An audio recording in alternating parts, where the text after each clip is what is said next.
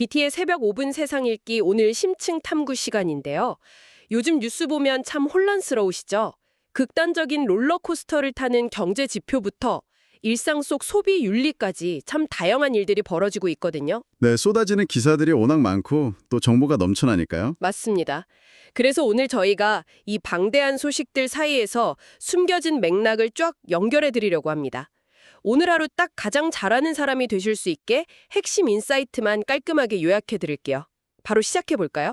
당장 그 금융시장만 봐도 극심한 변동성 그 자체거든요.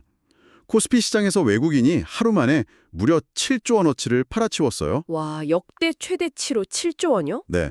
그러니까 시장 불안감을 보여주는 공포지수가 6년 만에 55를 돌파하는 진짜 이례적인 상황이 벌어진 거죠. 근데 또 반면에 국민연금 소식은 달랐잖아요. AI랑 반도체 상승세에 잘 올라타서 수익률이 18.8%나 나왔다고요. 맞아요. 역대급 수익률이죠. 그 덕분에 기금 고갈 시점도 2090년으로 확 늦춰졌다는 상반된 소식이 들어와 있습니다. 뭐 국가 자금은 한숨 돌렸다지만 개인 투자자들 상황은 조금 달라 보이더라고요. 그 최근에 온라인에서 난리난 예비 부부 사연 보셨죠? 아, 그 결혼자금 3억 원 사연 말씀이시죠? 네, 3억 원을 삼성전자랑 SK하이닉스에 전부 다 매수했다는 사연이요. 이게 참 나만 뒤처지면 안 된다는 불안 심리, 그러니까 포모 현상의 씁쓸한 단면을 보는 것 같기도 하고요. 그렇죠. 그 절박함이 극심한 시장 변동성이랑 만나면 무리한 선택을 낳게 되거든요. 토스뱅크 리포트에서 경고한 가짜 거래소 사기도 딱 같은 맥락입니다. 아, 조작된 고수익 화면으로 꼬드기는 신중 수법이요. 네, 맞습니다. 사람들을 유혹한 다음에 출금 수수료 명목으로 10% 추가 입금을 요구하는 사기인데요. 결국 국가 노후 자금이든 개인 자산이든 지금 다들 너무 극단적인 수익을 쫓는 하이리스크 장세에 위태롭게 노출돼 있다는 뜻입니다. 이런 조급함이 개인 투자자들한테만 있는 건 아닌 것 같아요. 기업들도 당장 눈앞의 이익에 쫓기다 보니까 가장 중요한 걸 놓치고 있잖아요. 쿠팡 사태가 대표적이죠. 4분기 영업이익이 무려 97%나 급감했으니까요. 그 개인정보 유출 문제에다가 소비자를 교묘하게 속이는 다크 패턴 논란까지 터지면서 그 대규모 탈팡 현상을 겪었잖아요. 여기서 눈여겨볼 점은 요즘 소비자들이 더 이상 눈앞의 실적이나 브랜드 이름만 보고 지갑을 열지 않는다는 겁니다. 맞아요.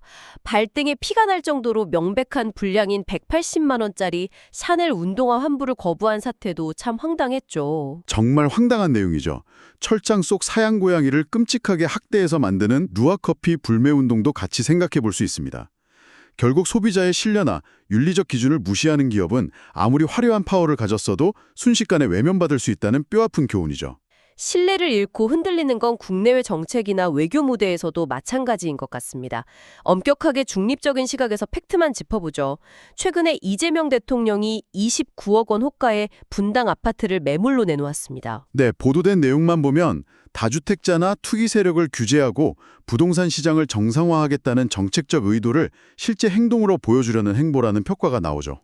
말만 하는 게 아니라 직접 실천을 보여줬다는 건데 이건 또 국제사회 이슈랑도 맞닿아 있는 것 같아요. 시선을 밖으로 돌려볼까요? 정확합니다. 제네바에서 열린 미국-이란 3차 핵 협상 상황을 보면요. 이란이 우라늄 농축 한시적 중단안을 제시하면서 꽤 진전을 보였거든요. 팽팽하던 중동 평화 협상에서도 움직임이 있었네요. 그렇죠. 국내 부동산 정책이든 중동 평화든 결국 서로 깊게 뿌리내린 불신을 돌파하려면 집을 팔거나 우라늄 농축을 멈추는 식의 가시적인 행동과 검증만이 관건이라는 걸 통찰력 있게 짚어볼 수 있습니다. 네, 이렇게 여러 기사들을 연결해 보니까 오늘 다룬 모든 이슈의 핵심은 결국 리스크 관리, 그리고 신뢰의 회복이라는 생각이 듭니다. 그렇습니다. 신뢰가 무너진 빈자리를 불안과 극단적인 선택들이 채우고 있는 형국이니까요. 자, 청취자님, 마지막으로 이 도발적인 질문을 던지면서 오늘 탐구를 마무리하고 싶습니다. 개인의 결혼 자금부터 국가 노후 자금까지 고위험 변동성 시장에 크게 의존하고 있는 지금 과연 우리가 생각하는 진정한 의미의 안정적인 미래란 무엇일까요? 혹시 우리는 탄탄한 기반이 아니라 그저 운에 기대서 아슬아슬하게 미래를 설계하고 있는 건 아닐지 돌아보게 되네요. 네, 오늘 하루 청취자님만의 답을 깊이 고민해 보시길 바라면서 BT의 5분 세상 읽기 여기서 뵙겠습니다. 감사합니다. Welcome to BT's 5-Minute World Reading. We cut through the noise to bring you the signal on the stories that actually matter. Right. We are doing a quick deep dive into today's top headlines so you can get a sharp outlook for your day. Yeah, and today is February 27th, 2026. And if you haven't checked your stock portfolio in the last few hours, honestly, just keep that app closed. Seriously, do not open it. It is a bloodbath out there today. It really is. We are looking at a historic session for the Korean markets. We're talking a massive 7.35 trillion won net sell-off. From foreign investors alone. Right, in a single day. That kind of massive liquidity exit dragged the Kyoto SPI all the way down to the 6,244 mark. And the scarier metric for anyone watching the charts is the VIKO SPI. The volatility index actually breached 55 today. Which, for context, is deep into extreme fear territory. We usually sit around 15 or 20. Exactly. We haven't seen a panic reading like that since the COVID outbreak in 2020. People aren't just adjusting positions, they're hitting the eject button on Korean assets. But then you have this huge paradox, right?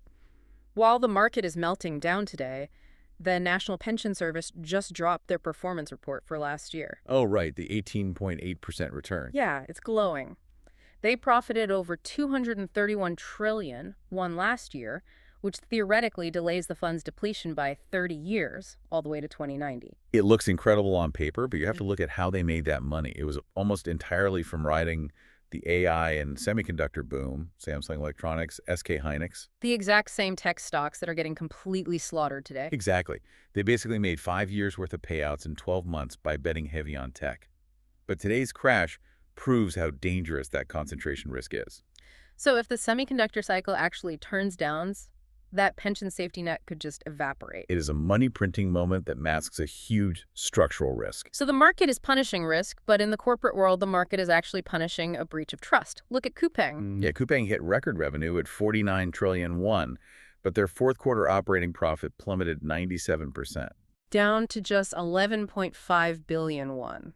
Because of the whole Taopeng exodus. Right, literally escaping Coupang. Consumers are leaving because of data leaks and those dark patterns that make canceling your membership a total nightmare. It's a brutal lesson.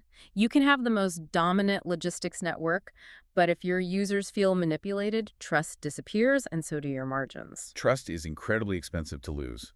And speaking of trust signals, President Lee Jae-myung just made a big one. Oh, right in the middle of all this economic chaos, he listed his Bunding apartment for sale for 2.9 billion won. But the key detail is he listed it below the asking price. So it's a deliberate signal to the market, basically saying, I am not speculating. It's political theater, but with a clear economic intent. He is trying to normalize the real estate market by showing he won't chase maximum profit. He wants to pressure multi-homeowners to offload their inventory. To cool down the speculative heat?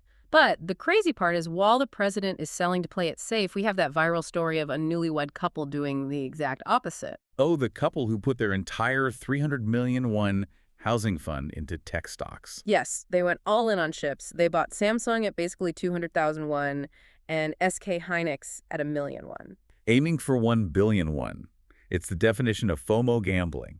They are betting money they literally cannot afford to lose during a week where the fear index is through the roof. It really highlights this intense social pressure to catch up financially by any means necessary. And that kind of desperation just makes people so vulnerable to predators. Tossbank just issued a warning about fake crypto exchanges recruiting testers. Right. They show you a fake dashboard with huge profits, but when you try to withdraw, they demand fees and then just ghost you. And it isn't just crypto scams either. Even luxury goods are losing trust. A customer bought 1.8 million won Chanel sneakers that actually caused bleeding due to defects. And the brand refused a refund. It's wild. It reminds me of PETA exposing premium Luwak coffee as mostly fake or relying on cruel caged civet cats. It all ties back to the Coupang issue.